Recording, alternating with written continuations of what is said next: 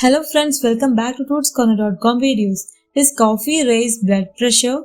Coffee is a widely consumed beverage known for its stimulating effects, primarily due to caffeine. Many people wonder whether drinking coffee can affect blood pressure levels.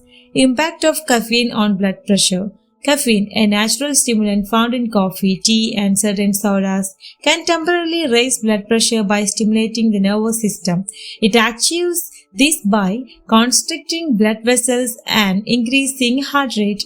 These effects are typically more pronounced in individuals who are not regular coffee drinkers or those sensitive to caffeine. Acute versus chronic effects. The rise in blood pressure after consuming coffee is usually modest and temporary. For most people, blood pressure returns to baseline levels within a few hours after drinking coffee.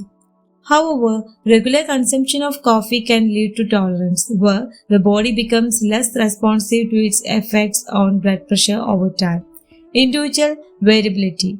Individual responses to caffeine can vary significantly. Some people may experience a more pronounced increase in blood pressure after consuming coffee, while others may not notice a significant change. Factors such as genetics, overall health, and tolerance to caffeine play roles in these variations.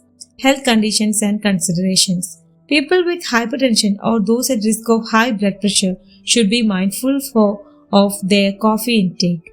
While moderate coffee consumption, typically 3-4 cups per day, is generally considered safe for most individuals, excessive caffeine intake can potentially exacerbate blood pressure issues in sensitive individuals. Decaffeinated coffee and alternatives. For individuals concerned about caffeine's effect on blood pressure, decaffeinated coffee is a viable alternative. Decaf coffee retains much of the flavor of regular coffee but contains significantly less caffeine, reducing its potential impact on blood pressure.